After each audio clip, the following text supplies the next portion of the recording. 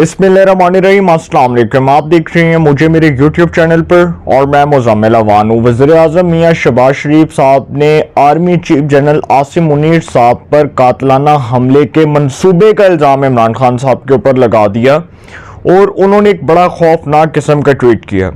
वज़ीर-ए-आज़म साहब ने दरअसल ये इल्ज़ाम इमरान खान साहब पर किस बुनियाद पर लगाया, ये मैं आपको आगे जाकर बताऊँगा कि वो लोग जो अभी तक इमरान खान के साथ राब्ते में हैं, वो जो बाहर के मुल्क में बैठ के व्लॉग्स बना रहे हैं और वो फिर इमरान खान के हक में वो व्लॉगिंग करते हैं और उसके बाद वो इस्टेब्लिशमेंट को किस तरह से आप कह लें कि इस्टेब्लिशमेंट के ऊपर किस तरह से वो अटैक करते हैं, किस तरह से पाकिस्तान की इस्टेब्लिशमेंट को वो मुतनाज़ बनाने की कोशिश करते हैं और किस तरह से वो अब तक ये चूरन बेच रहे हैं कि इमरान खान को निकालने में पाकिस्तान की सिक्योरिटी इस्टेब्लिशमेंट का आता है। वो मोहित पीरज़ादा, वो शाहीन से भाई, वो जिस किस्म के वो लोग हैं, अभी उनके बारे में भी आगे जाकर आपको मैं दो खबरें दूंगा। एक तो पहली बात कि जो शाहीन से भाई साहब हैं, जिन्होंने डॉक्टर मोहित पीरज़ादा के साथ एक व्लॉग किया और उसके बाद उन्होंने ट्वीट किया और उस ट्वीट में उन्होंने army chief general Asim Munir साहब के ऊपर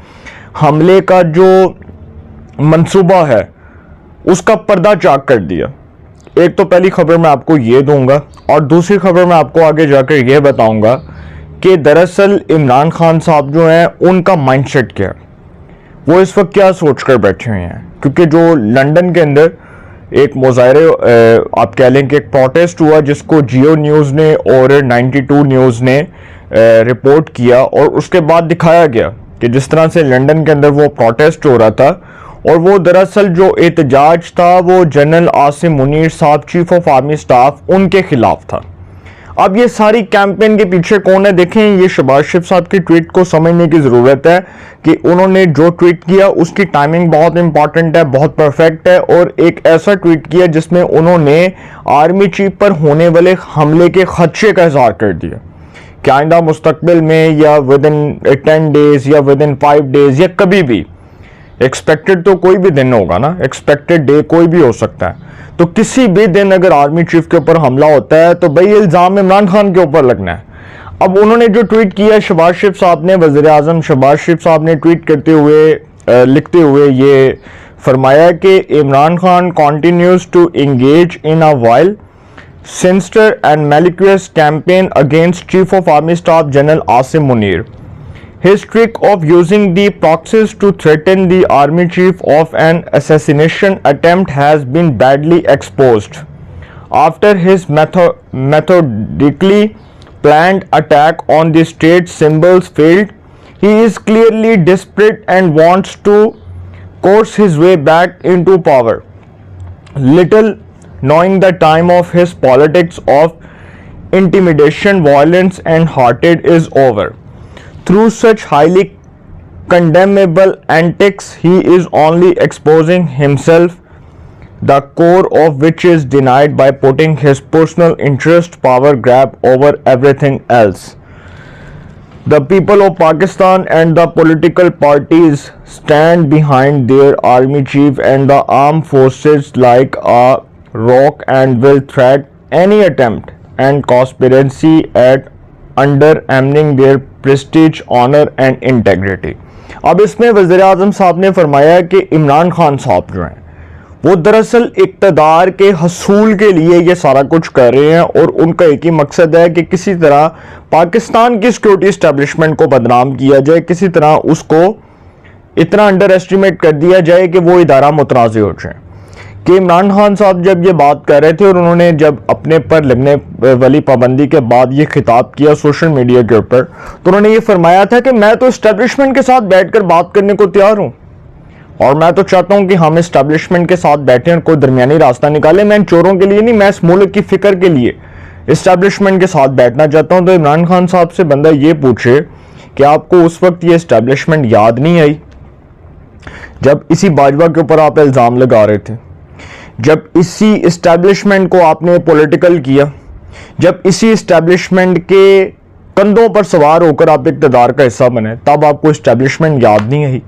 आज आप इक़्तिदार से बाहर हुए तो वो फिर आपने अमेरिका की साजिश वाला चूरन बेचा। फिर आपने कहा कि जी अमेरिका ने मुझे चूंकि इसलिए निकाला कि मैंने अमेरिका को अड्डे देने की मुखालफत की, तो अमेरिका ने मुझे इक़्तिदार से बाहर निकलवा दिया बाजवा के कहने पे, क्योंकि बाजवा अमेरिका के कहने पर चल रहा था। तो अगर बाजवा अमेरिका के कहने पर चल रहा था तो फिर बाजवा को क्या ज़रूरत थी, फिर बाजवा को क्या ज़रूरत थी आपको निकालने की? बाजवा साहब खुद अमेरिका को अड्डे दे देते, उनसे ज़्यादा ताकतवर तो कोई भी नहीं था ना।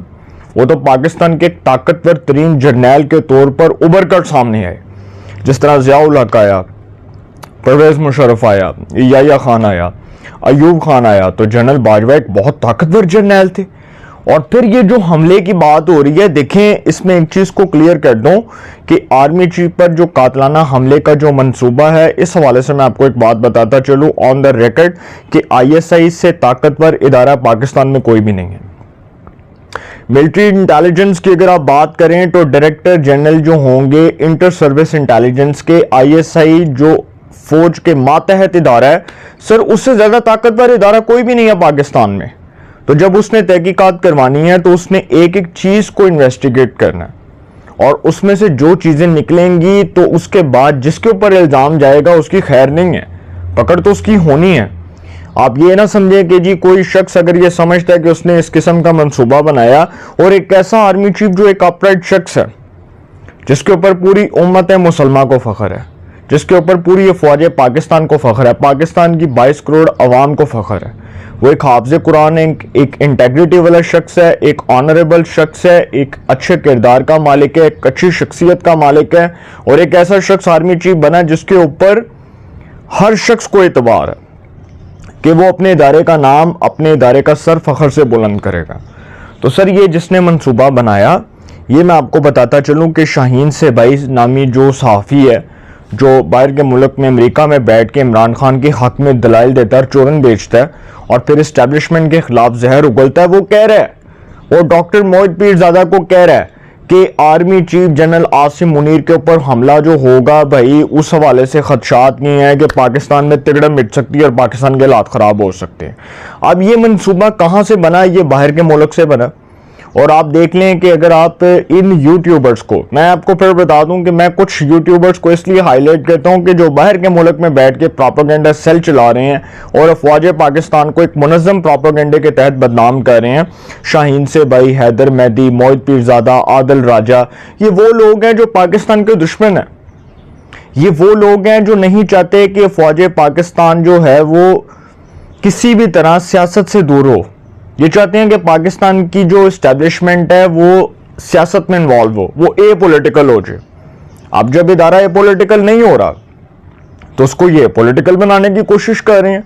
और इसी तरह ये जो लंदन के अंदर एहतजाज हुआ, जिसको जियो न्यूज़ ने और जियो न्यूज़ ने और 92 न्यूज़ ने बाकायदा इसको रिपोर्ट किया, और इस हवाले से मैं देख रहा था कि वो जो यूथिया बरदार फोर्स है लंदन के अंदर, जो पहले नवाज शरीफ के घर के बाहर बदतमीजी करते थे, तूफान बदतमीजी बर्पा करते थे, अब उन्होंने एक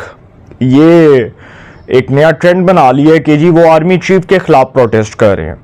तो सर दरअसल जो 9 मई के वाक़यात हैं उसमें इमरान खान साहब की जो पार्टी है उसका जो सवा सत्यानाश हुआ वो बाहर के मुल्क में बैठ के वो जो यूथिया बरदार फोर्स है, क्योंकि उनको पता है कि वो पाकिस्तान में तो मौजूद नहीं है, तो उनकी निशानदेही वहाँ से भी हो जानी है, और उनको वहाँ से भी पकड़ कर ट्रेस आउट करके, ये उनकी गलत फहमी है कि वो पाकिस्तान नहीं आ सकते, उनको इंटरपोल के ज़रिए पाकिस्तान लाया जा सकता है, उनको सज़ाएं दी जा सकती हैं, इबरतनाक सज़ा दी जा सकती है, उनको इबरत का निशान बनाया जा सकता है।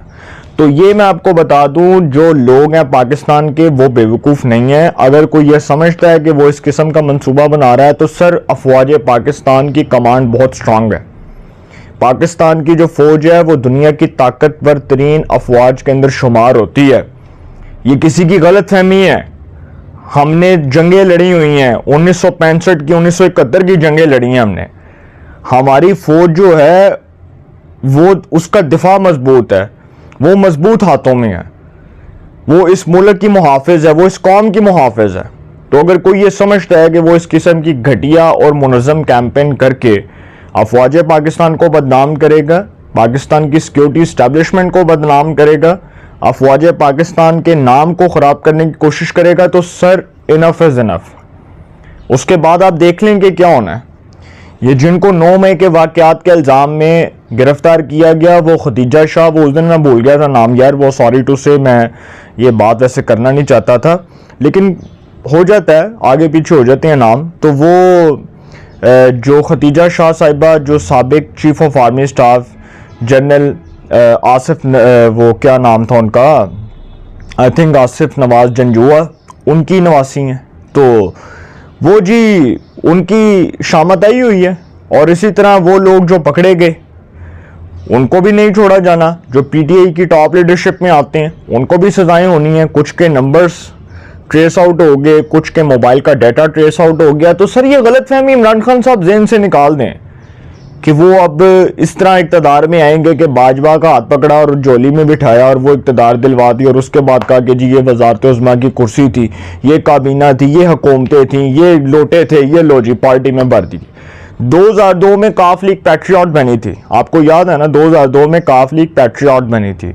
तो वो कैसे जवाल पजीर हुई कि 2008 में इलेक्शन हुए, वही 2002 की मुशर्रफ की बनाई हुई काफ लीग पैट्रियट से लोटे उतरे और पीपल्स पार्टी में गए, और फिर 2013 में वही लोग नॉन लीग में शामिल हुए, फिर वही लोग 2018 में पीटीआई में शामिल हुए, वही लोग अब किसी और जमात का हिस्सा हैं। तो सर ये पाकिस्तान में लोटों ने जो लोटाक्रेसी की, ये दरअसल यही तसलसल था कि जब हमारा इदारा ये पॉलिटिकल था तो ये लोग धड़ाधड़ शामिल होते थे। अब तो पता था कि किसी जमात ने घास नहीं डाली तो नई जमात में चले गए, और इनका क्या मुस्तकबिल है ये आपको आइंदा आम इंतखाबात में पता चल जाएगा। लेकिन सर माफ़ी कोई नहीं है। शाहीन से भाई साहब और मोहित पीरज़ादा साहब जो बाहर के मुल्क में बैठ के इस्टेब्लिशमेंट मुखालिफ प्रोपेगेंडा कर रहे हैं, खैर इनकी भी नहीं है, रगड़ सबको लगनी है, पकड़े सबने जाना है, तहकीकात सबके खिलाफ होनी है। वज़ीर आज़म साहब ने जो ट्वीट किया इस पर मैं समझता हूँ कि एक जुडिशल कमीशन बनना चाहिए, अदालत को चाहिए कि इसका नोटिस ले, आईएसआई को चाहिए कि इसके ऊपर इंक्वायरी करवाए, अपने इदारे के अंदर से इंक्वायरी करवाए, और एक ऐसी हाई आप समझ लें कि हाई लेवल की इंक्वायरी होनी चाहिए कि उसमें सीनियर रैंक के ऑफिसर्स बैठे, ब्रिगेडियर, कर्नल, जनरल जो भी होंगे, वो सीनियर रैंक के ऑफिसर्स के ऊपर मुश्तमिल एक कमेटी बनाई जाए जो इसकी तहकीकात करे, दूध का दूध और पानी का पानी। और अगर इमरान खान साहब इसमें इन्वॉल्व हैं तो सर पकड़े और गिरफ्तार करके अंदर करे, तोड़ दें, सीधी बात है। Enough is enough. अपनी राय का कमेंट्स में ज़रूर इज़हार कीजिएगा। इंशाल्लाह एक नए सेगमेंट के साथ फिर मुलाकात होगी। अपना बहुत ख्याल रखिएगा। अल्लाह निगहबान।